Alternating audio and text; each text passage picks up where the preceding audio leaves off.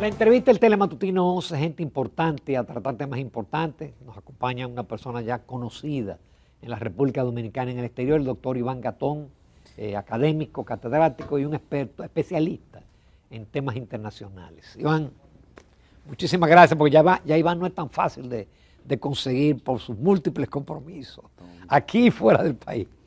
Buenos días. Buenos días. Bienvenido al programa, Iván. Un grato placer estar con ustedes. Iván, vamos a comenzar con la región. Muchos países en dificultad, ya vemos lo que está pasando. En Ecuador, el gobierno en jaque por el narcoterrorismo. México, AMLO no ha logrado pacificar ese país. El Salvador está en una situación especial. Argentina con Milei. ¿Qué está pasando en América Latina? Que además uno percibe que hay como un retroceso de la democracia. Pero la democracia en América Latina tiene un serio problema y es el de un Estado eficaz. No es el tamaño del Estado, sino cuán eficaz puede ser el Estado en el manejo de la cosa pública. Y esto se refleja en la falta de un Estado de Derecho. De ahí viene, por ejemplo, que tengamos una corrupción, que la gente hace acumulación originaria de capital para ¿cuántas generaciones? Quizás 2 o 3.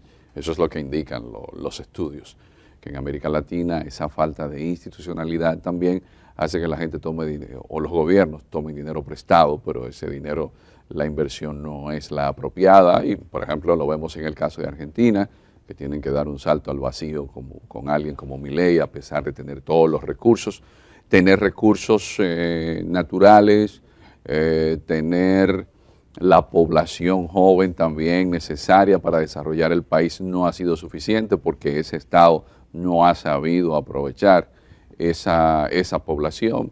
Y entonces ahí viene el problema de América Latina, que la gente que desde su génesis en América Latina lo que tenemos son dictadores, porque los grandes, nuestros libertadores, nuestros primeros caudillos se convirtieron en dictadores y luego también la misma política de Estados Unidos en la región apoyó a los dictadores y la gente dice, bueno, yo prefiero, y eso lo dice el Latino Barómetro, yo prefiero una dictadura pero que yo tenga seguridad, porque no hay seguridad, como usted refería a Ecuador, la tasa de mortalidad en Ecuador es altísima, como lo es también la criminalidad en cualquier país donde los grupos delincuenciales han llegado. El mismo caso de México, que tiene prácticamente una guerra civil a lo interno.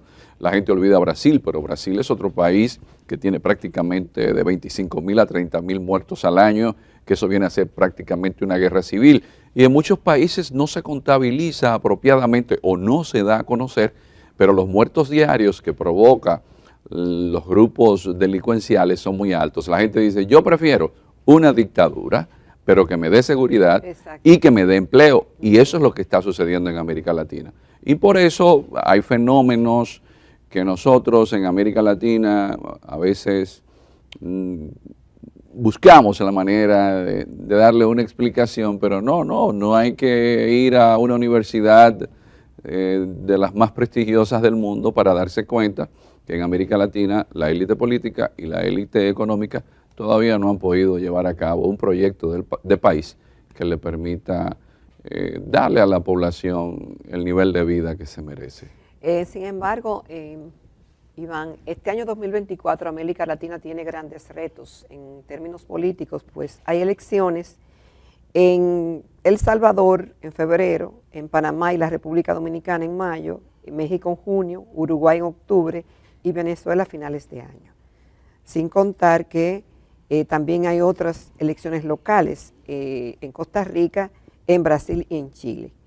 Y consulta constitucional en Ecuador, una fecha que todavía no está determinada, lo cual indica que vamos a tener un año bastante activo, además de hacerle frente a los retos que tiene, por ejemplo, Ecuador en estos momentos y Guatemala. Entonces, ¿cómo ves ese panorama y por dónde, qué será lo que va a primar en esas elecciones? ¿Qué factor determinará que se vaya a uno u otro candidato y alguna otra tendencia? No, eso depende mucho de quién tenga el dinero para pagar la campaña política. Yo tengo más de 15 años dedicándome a investigar la democracia en América Latina y le puedo decir con mucha humildad, que es como cambiarlo todo para que todo siga igual.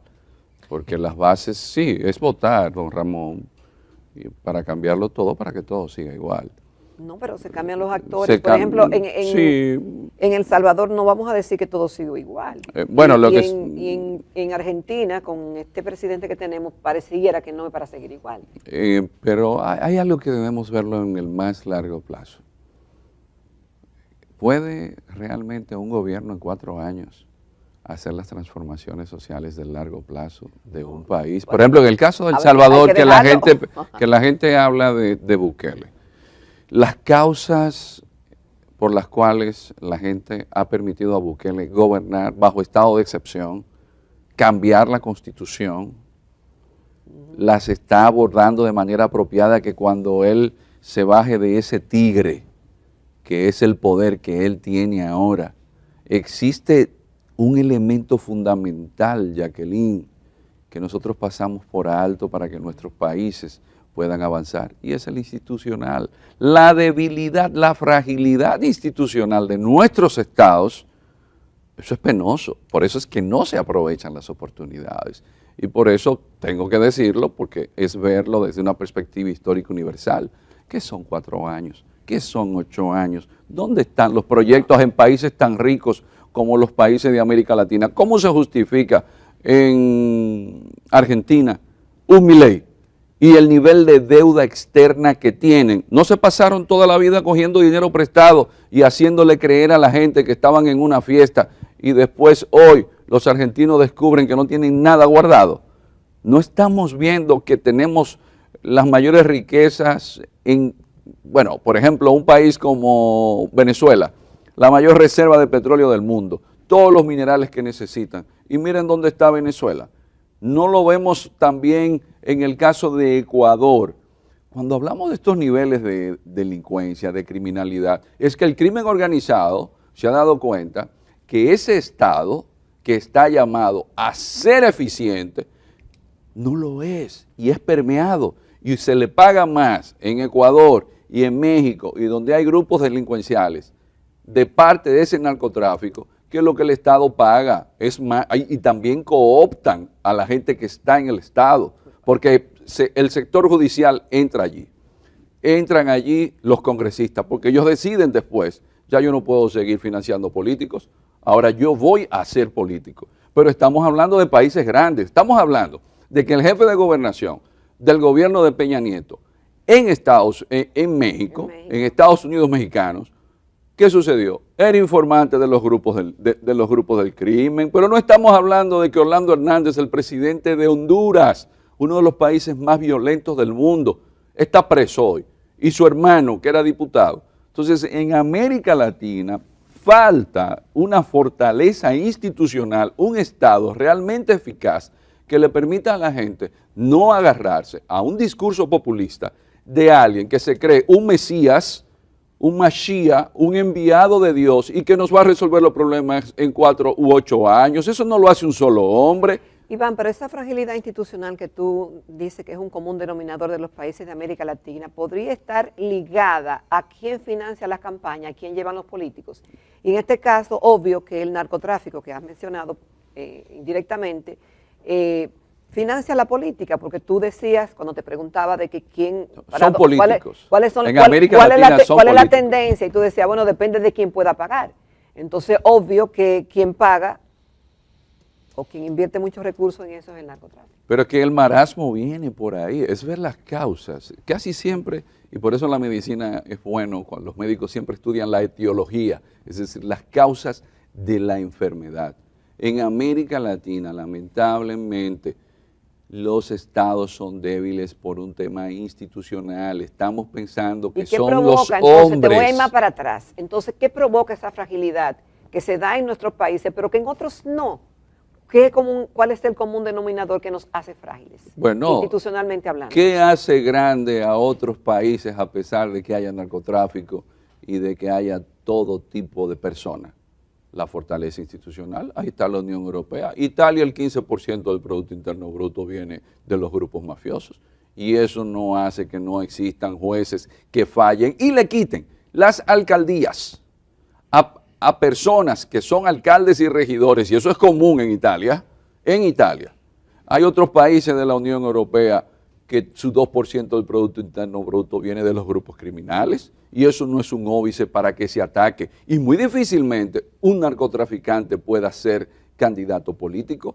Lo que pasa es, y eso a mí me preocupa mucho, que en América Latina siempre estamos pensando que son salvadores que van a llegar del cielo. No, un solo presidente no resuelve esos problemas. Es por falta de inteligencia, falta de voluntad, eso está en no, nuestro es ADN. Falta de proyecto político, porque la Unión Europea creó el Estado de Derecho que tiene hoy y es uno de los mejores ejemplos de una democracia que puede permitir mejores niveles de vida, mayor seguridad, y eso es por institucionalidad. Los funcionarios son de carrera, la mayoría. Pero no solamente esto, el sistema judicial también es por oposición. Estados Unidos, quiera la gente admitirlo o no, lo que le ha permitido siempre han sido sus instituciones estar donde se encuentra. Los países funcionan donde hay institucionalidad, no una persona que le puede dar un infarto, que le puede dar cualquier tipo de enfermedad. Pero no, en América Latina seguimos creyendo que los políticos son personas que son bendecidos por Dios. Entonces uno no encuentra el notario que le diga a uno, mire, aquí está certificado que fue Dios que lo mandó. Pero cada vez que van a una campaña política, lo mínimo que uno piensa es, pero ese señor hizo un pacto con Dios. Dios no lo va a mandar a que resuelva todo. Cuando usted sabe que las bases de ese país en cuanto a deuda externa, que eso es algo que lastra a América Latina. ¿Cuánto tiene que sacar la mayoría de nuestros países en América Latina para pagar los intereses de la deuda externa? Por otro, hay países en América Latina que se toman de 4 a 5 generaciones salir de la pobreza. Es decir, más de 50 años para usted dejar de ser pobre. No importa que usted trabaje todos los días. Ejemplo, Colombia, que es un gran país. Estamos nosotros trabajando en América Latina realmente para eliminar las causas que permiten que los muchachos de los países de América Latina puedan no ser cooptados. Caso, Centroamérica, El Salvador, Guatemala, Honduras, el mismo caso de Ecuador, Colombia, por los grupos criminales, o el caso de México. Se está haciendo el trabajo de base para evitarlo. No es un paño con pasta lo que se está haciendo en muchos casos. Lo otro, para realmente romper el círculo de la pobreza, se está trabajando con la educación de calidad. No se estará desperdiciando el dinero del presupuesto en salarios solamente, y la calidad de la educación es tan mínima que la mayoría de las universidades de América Latina no aparecen en el posicionamiento de las mejores universidades del mundo, y que se le da a un muchacho de primaria a secundaria una educación con una calidad tal que no puede ser competitiva luego, y estamos despilfarrando dinero. Es decir, los asuntos fundamentales para que una sociedad en el largo plazo se transforme, nosotros no lo estamos haciendo porque es en base a 4 y 8 años. Iván, y los Estados Unidos, la gran democracia, parece que Trump, independiente de que tenga 10, 20, 30 causas pendientes, el hombre, bueno, ya DeSantis renunció. Ya él es el lo apoyó. Pero ya él es el virtual candidato republicano y parece indicar que le va a ganar a Biden con mucho. Y ese también es un ejemplo de dice, pero ¿y cómo esa democracia no ha parido un liderazgo mejor que Biden o que Trump?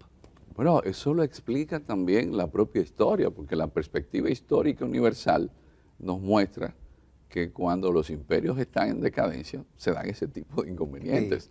Es decir, yo estaba leyendo este fin de semana algo que me llamó poderosamente la atención, y es como uno de los primeros césares romanos dice, miren, Roma no son las estatuas, Roma es la demografía, y las mujeres romanas no están pariendo. Eso le está pasando al mundo occidental. Roma no es los muchachos que están dedicados simplemente a querer disfrutar, pero que no quieren trabajar por el imperio. Eso mismo está pasando en el mundo occidental. Es decir, cuando usted ve lo que sucede con Trump, es que Trump es una respuesta a la propia decadencia del sistema. Trump llega arguyendo que China le ha quitado los espacios a Estados Unidos. Trump llega argumentando que Estados Unidos ha perdido los valores de blanco, protestante, y anglosajón que tenía. Entonces, eso mismo vuelve y se repite. Pero ahora no solamente Trump aprovecha ese elemento, sino que lo aprovecha la derecha alemana, que parece que puede ganar. Pero lo mismo sucede en Francia. ¿Por qué? Porque el mundo occidental está en un engolosinamiento narcisista y en Bruselas parece que están de vacaciones. Iván, nos vamos a comerciales, porque todavía tenemos muchos temas de interés nacionales, muchos internacionales. Continuamos esta mañana en Telematutino 11, nos acompaña el doctor Iván Atón, experto en temas internacionales. Iván, en frente a este panorama, obviamente de América Latina y podemos decir que del mundo, pues se piensa de qué se puede hacer por mejorar esto. Y mi pregunta es, ¿qué opina de la gobernanza internacional? Bueno, Es decir, ¿qué han hecho los organismos internacionales para mejorar la política y ayudar al desarrollo de los países? pero esto es interesante porque el mundo está en decadencia, pero es en el mundo occidental que ha perdido lo que han sido los valores que le permitieron llegar a donde llegó en los últimos 500 años. Porque no sucede lo mismo en la ¿Incluye India. Europa en ese? Bueno, Europa, el eje transatlántico, ese eje que dominó por 500 años el mundo.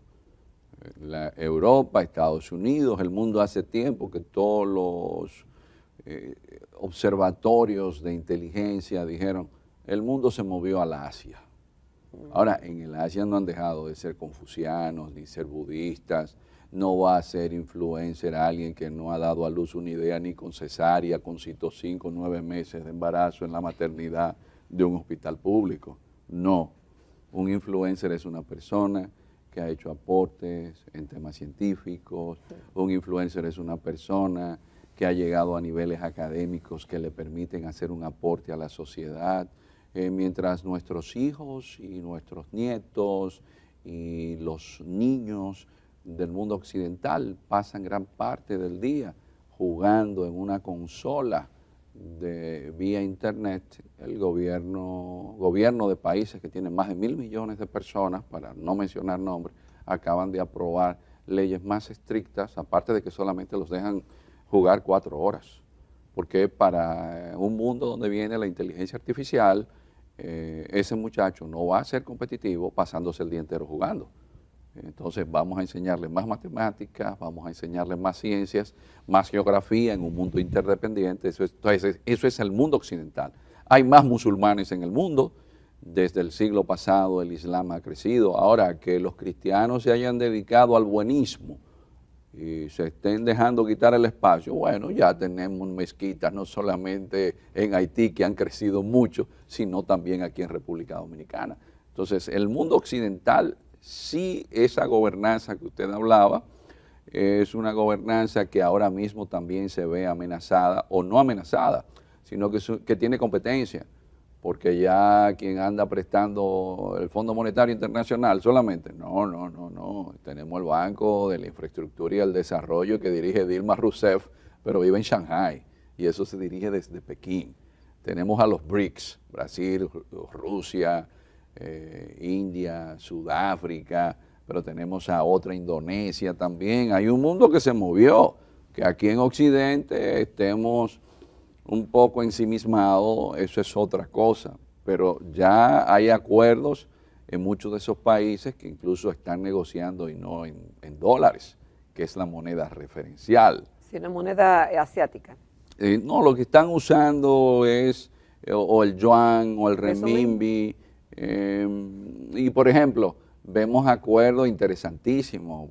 Una India que ya tiene la mayor población del planeta, que mantiene muy buenos vínculos con Rusia, a pesar de la situación existente en el mundo con Rusia. O vemos a una India que tiene problemas fronterizos con China, pero ok, ese problema lo aparcamos un poco, lo ponemos ahí en el parqueo por un tiempo, porque ahora lo que nos conviene es fortalecer nuestros vínculos comerciales. Y ahí es que nosotros, por ejemplo, en el mundo occidental, estamos perdidos, estamos siendo desplazados. Un ejemplo, don Ramón y Jacqueline, que tiene que evidenciar cómo el mundo ha ido cambiando, es que un país como Bangladesh está aportándole al Producto Interno Bruto Mundial un 1.5 del Producto Interno Bruto del mundo. Es decir, el equivalente a lo que aporta en la actualidad Reino Unido, Inglaterra. Es decir, que una antigua colonia, porque pertenecía a la India, como era Bangladesh, hoy hace ese aporte. Pero vamos a India. No solamente, para que podamos comprobar lo que yo vengo planteando, no solamente India va a aportar de un 8 a un 9% del Producto Interno Bruto Mundial, que eso es mucho decir, mucho. Reino Unido un 1.5, sino que el primer ministro, por un tema demográfico, Rishi Sunak, es de ascendencia india y de religión hinduista. Ese es el cambio. El que no ve la historia de la humanidad en esa perspectiva no se da cuenta. Por ejemplo, Vietnam aporta lo mismo que aporta Francia al Producto Interno Bruto Mundial. Wow. Francia aporta un 1.5, Vietnam está aportando un 1.5 y no es con democracia, cuidado, que a veces la democracia no es la vaca lechera que uno piensa que está manteniendo a la gente dándole su leche en la mañana, porque a veces la democracia es utilizada no solamente para esquilmar, sino para despellejar. Es decir, que hay que tener cuidado. Entonces hay que ver, por ejemplo, cómo en esa reconfiguración demográfica, en esa reconfiguración económica, el mundo occidental no está dando las respuestas que debe dar. Y eso sí es peligroso. Iván, a veces en República Dominicana no nos damos cuenta de que fenómenos que ocurren a miles de kilómetros nos afectan. Y me refiero al caso de las milicias hutíes que bombardean barcos mercantes en el Mar Rojo y que eso ha provocado un disparo de los precios de los contenedores. Bueno, vi unas declaraciones aquí de importadores dominicanos que dicen que ya de 2.800 subió a 4.000, pero nosotros estamos a miles de kilómetros de esa zona. Hay algo que también, la formación en nuestros pueblos, que nos creemos ser el centro del mundo, que nos miramos el ombligo. No existe un lugar en el mundo más geoestratégicamente importante que el Canal del Suez. Pero la mayoría de la gente no lo sabe. Por ejemplo, ese pequeño estrecho tiene 22 kilómetros, se llama Bab el-Mandeb, que significa Puerta de la Misericordia en árabe. Pero ¿qué sucede cuando los hutíes, que no son musulmanes sunitas, sino chiitas? Ustedes ven que ya ahí comienza a complicarse la cosa. Ajá. Pero no son chiitas duodecimanos como los iraníes, sino saidíes quintimanos, porque creen en el quinto Mahdi. Son elementitos para ver qué tipo de formación requiere el estudiante de hoy. Cuando esos hutíes cierran el tráfico, el barco se toma de 9 a 2 semanas más. Pero no solamente que se tome de 9 a 2 semanas, eso tiene un costo. Y ese de 9 costo, días a 2 semanas. A 2 semanas, porque tienen que dar la vuelta por el África y subir por el Cabo de Buena Esperanza, desde el África Oriental, para entrar al Mediterráneo, pero por ahí entra el 22% de la comida de Europa. Pero hay una fábrica de Tesla en Alemania que ahora mismo todos los componentes que necesita para poder ensamblar los Tesla no le llegan, porque es por esa vía que llegan, porque esa es la ruta que une a Europa con el Asia, porque por eso mismo salió Colón, porque era buscando una alternativa, porque estaba cerrado el Bósforo en aquellos tiempos en Constantinopla con los otomanos. Entonces, esa ruta es fundamental. Y usted dice, pero es que los hutíes dicen que ellos están respondiendo a los ataques de Netanyahu, en este caso, porque no le echemos la culpa al pueblo de Israel, hay que responder ante un ataque terrorista de esa magnitud como el que ocurrió el 7 de octubre, pero un asunto es el gobierno de Netanyahu, que la gente estaba protestando para que él saliera y que después se ha excedido, haciéndole un daño irreversible. Han dicho que ha sido desproporcionada la respuesta. Irreversible el daño que le ha hecho. Incluso no quiere aceptar la posición de su principal aliado Estados Unidos, no responde a Estados Unidos, pero los hutíes dicen, están matando gazatíes, entonces Nosotros, en respuesta, como musulmanes que somos parte de la UMMA es el concepto de comunidad musulmana, vamos a atacar a todos los barcos, atención, ni chinos ni rusos, porque ya lo dijeron ellos, son barcos occidentales que puedan ayudar a Israel. Ahora, esto incrementa y la gente dice, yo no tengo que ver nada con eso,